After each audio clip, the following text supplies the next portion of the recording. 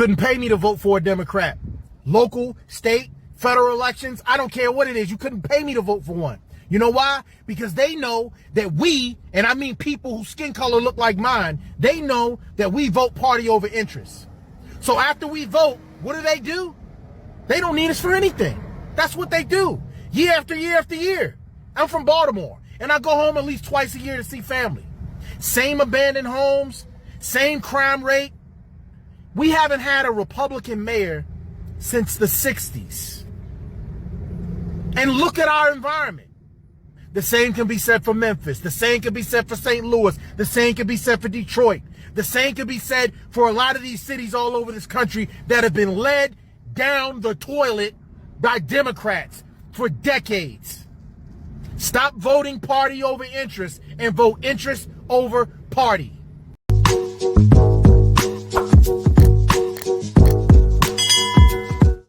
Hey, welcome back. It's your man Wise, and today we got a great show for you. Hey, Stephen A. Smith is going in on Jim Crow President Joe Biden. Fried chicken? Really? 81 years old, this man eating fried chicken. One, he shouldn't be eating fried chicken. His health is already in a full-fledged decline. But the pandering never stops with Democrats. I told y'all these liberals don't know black people. I told you. Now, there are some black folks that do appreciate fried chicken. But when you go down south, everybody appreciates fried chicken. There's wing shacks and shops all over the place. Every big city, small town, the wing shop is normally booming in those places. But what really would have been funny had he brought a watermelon with him.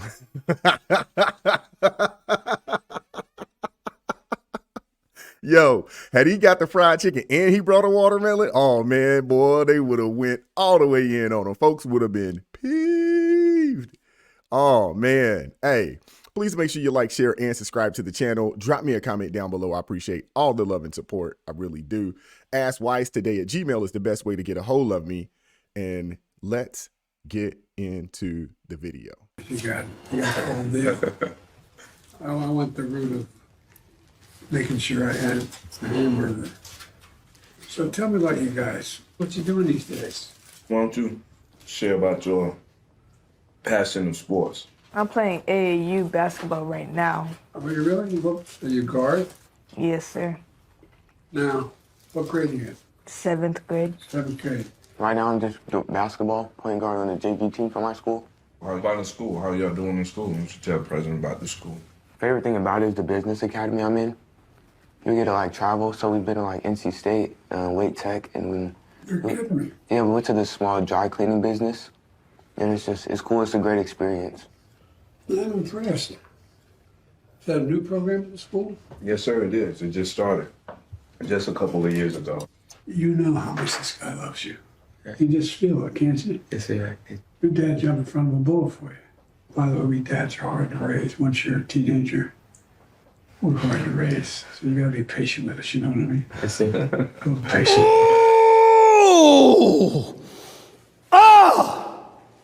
Before Stephen A. gets started, I will say this.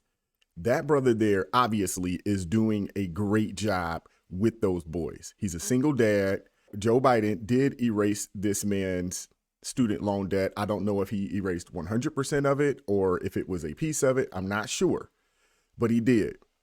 This black man is a single father raising two boys who look to be respectful. They look like they are doing well in school. They are flourishing in their sports. They sound very articulate and they are extremely well behaved. Now, that's the leadership of men. And I say this because I want to showcase this brother because there's not enough black men that are pushed into the spotlight when it comes to parenting. They'll talk about us if in sports, they'll talk about us, committing crimes. They'll talk about us in entertainment. It's rare that the black father is pushed into the spotlight. So I appreciate Joe Biden doing that. But the pandering Democrats, they can't help themselves. Now, I hope this brother, even though he had this experience, benefited or has benefited from these policies, or this particular policy, more or less, he benefited. But I hope he wakes up and realizes that he can't vote for this man. I know he came to your house, fed you some fried chicken, had a conversation with you and your boys, but you cannot vote for this man, and you cannot vote for this administration. You just can't. You would be voting against your own interests. You would be voting more against your children's own interests to continue to vote for the Democrats. He's down in North Carolina. Lieutenant Governor Mark Robinson is the example that his young children should be following. It's him. That brother right there, Lieutenant Governor Mark Robinson, woo. God bless him. He is amazing. Let's see what Stephen A. has to say. Before I get into this, let me say, in the interest of full disclosure, fairness, the Biden campaign says it would target North Carolina with heavy advertising in its push to win the battleground state in the 2024 election. Biden narrowly lost North Carolina to then-President Donald Trump in 2020. Biden visited Raleigh last month to speak about broadband internet and economic development. In the video, the president is seen, basically at a restaurant called Cookout, where he and Democratic Governor Roy Cooper ordered fried chicken, burgers, milkshakes, a signature of the restaurant, okay, before they were sitting, wherever the hell they were sitting. Biden then, it was at the guy's house. Biden then delivered the meals to the Fitz family, where they spoke about education over this fried chicken dinner. Biden made student loan forgiveness a key political battle in his first term as president. Eric Fitz is one of the tens of thousands of Americans who have had some student loan debt erased by Biden's actions. The video Biden posted Monday, however, focuses instead on the kids' plans, which is what you saw. Why do I have a problem with this? First of all, we all know about racial tropes, do we not? Racist tropes. You ever heard of that? Where people sit up there and try to use things to intimate something else of a racially insensitive nature. So black folks with the president and fried chicken ain't the greatest look. That's number one. Number two, President Biden, respectfully, I got to ask you this question. What the hell are you doing eating fried chicken? You're 81. What 81 you know is munching on fried chicken? You ain't been in the greatest health in a lot of people's eyes, you know. So eating some fried chicken ain't the greatest look. Thirdly, y'all knew Fox News and other networks jumped on that, right? And they talked about how he's trying to appeal with the black vote to go get fried chicken. They made the connection, right? Y'all would have a problem with Fox News and Jesse Waters bringing something like that up. I have a problem with the president. There's black kids all over the place. There's a whole bunch of black kids in Raleigh, North Carolina. That is the kind of scene, that is the kind of imagery you and your team decided to provide? Really? Really? Sitting down eating fried chicken. Come on, man. Now, on this show, I've called out Trump and various other Republicans for some of the decisions that they made and some of the things that they've done. Do you think I'm going to let President Biden off the hook? He shouldn't, but people are always reaching and looking for something to complain about. I do agree. It's a bad look. You went and got fried chicken opposed to maybe a healthier option. I'm kind of disappointed, and I hope Stephen A. gets to it, that he did not mention that this black man, and I believe his name was Eric Stitz, with his two black sons that he's raising on his own. They don't speak about where the mother is. They don't, but that's neither here nor there. I'm surprised that he didn't at least acknowledge that this black man is doing a phenomenal job with these young black boys. It's been proven that when you have a single parent household, typically that household is at risk. But when the single parent is a dad opposed to a mom, the success rate of the children is far greater. That's just what the statistics say. Now, I know I'm going to have a lot of sisters come jump in my comment section and say the women are doing this and we strong and we've been doing this. It hadn't been working out that well. Just go look at the stats. You go look at the prison stats. Just look at the prison stats. Those people, they actually survey these guys when they come into prison and gals. They ask them, did you grow up with your mom and dad? 70% of those people said that they grew up in a single parent household led by a woman. That's what the prisoners say. Now, we know criminals, they do lie, but why would they have to lie in that situation? I don't know. So I'm surprised that Stephen A. didn't at least acknowledge that. I don't know. Maybe he'd have been more comfortable or more happy, continuing to pander to these women out here that keep telling us how strong and great they are when it's actually the opposite. I'm just saying. I digress. This wasn't Kamala Harris in Raleigh. This was him. This is the same dude who was a senator in the 90s pushing the crime bill. You know that crime bill that led to mass incarceration for an inordinate amount of black folks that Bill Clinton himself and others in the Democratic Party lamented? Well, who was more of a culprit in that regard than Biden? Not just the 90s, the 80s as well. Like I said, he signed and codified 86, 88, and 1994 crime bills that overwhelmingly affected black men. That's why I say this brother, you could sit there and I guess break bread with the guy. I personally would not have done it.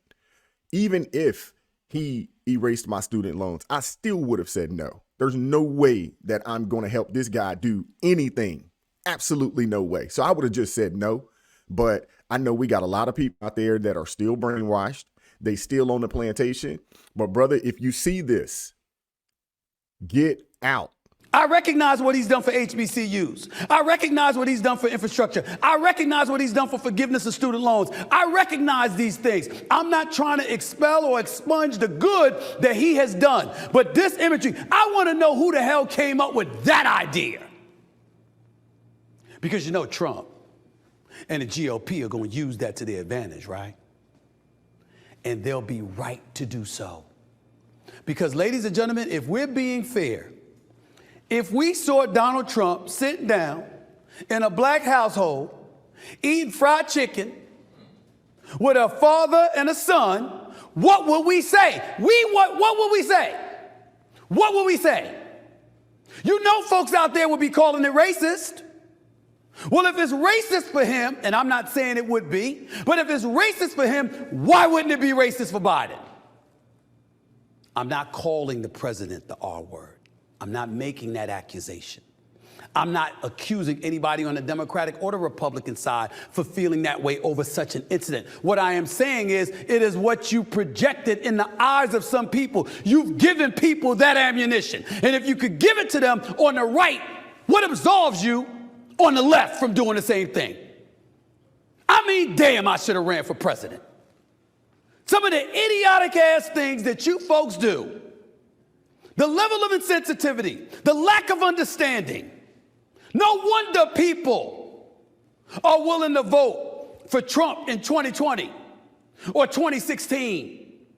No wonder they're looking for candidates all over the place. No wonder you lose faith in the political apparatus that exists. Some of the asinine decisions that y'all make with no regard, no understanding, totally oblivious to how it's going to look. You don't think people going to look up Biden's history as a senator before he became president and juxtapose that to the imagery that was just provided? I should have ran. I might have got tens of millions of votes going up against some of y'all idiotic asses. First off, nobody voting for Stephen A. Shield. Nobody voting for him. Just to put that out there. The imagery. I'm guessing Stephen A was mad that it wasn't a single black woman opposed to a single black man raising children. It would have been better had he found a family, but we know the Democrats, they're not the party of family. So it makes sense that they chose someone that was a single parent because they actually appreciate single parents. They champion, they push single parenthood. They do. Because the Democrats are against anything that is right, anything that is correct, anything that is in line, in order with the word of God. We know this. So the imagery seems like it's par for the course for the Democrats. And like I said, they would prefer a single family situation, whether it's a mom or dad. Now we know they feel like they have lost the black men vote, and they have. More and more black men are in my comment section telling me there's no way I'm voting for these people again. More and more. I'm actually starting to see sisters in the comment section saying that we are not voting for this administration. And I hope that those sisters will go and speak to some of the other sisters out there and explain to them and give them the history of the Democrat Party and how they have been voting against their own interests.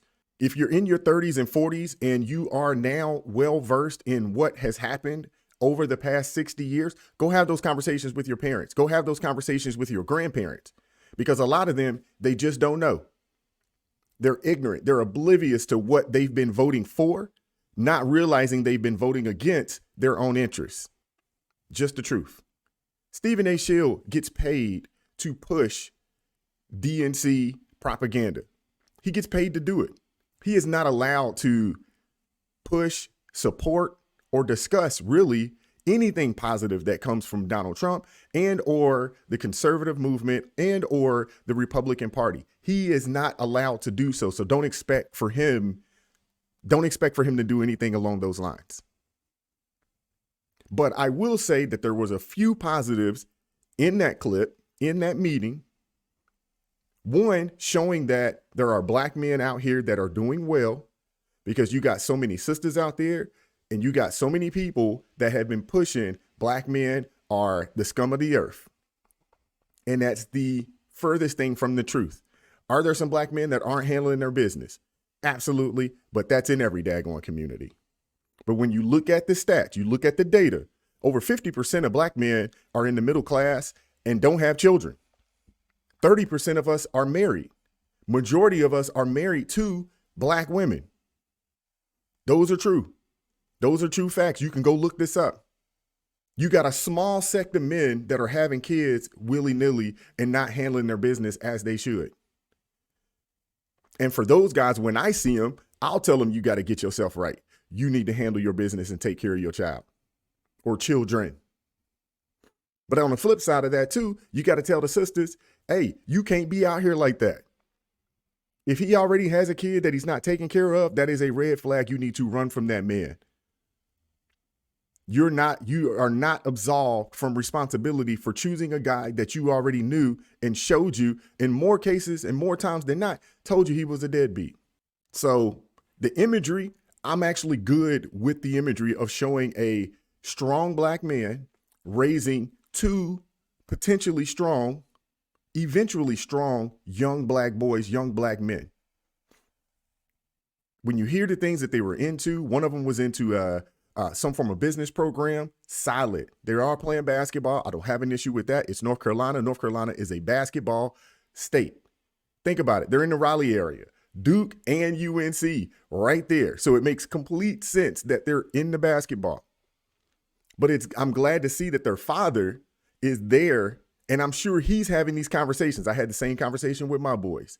Yeah, you playing sports, and I think sports are great because they help with a lot of things.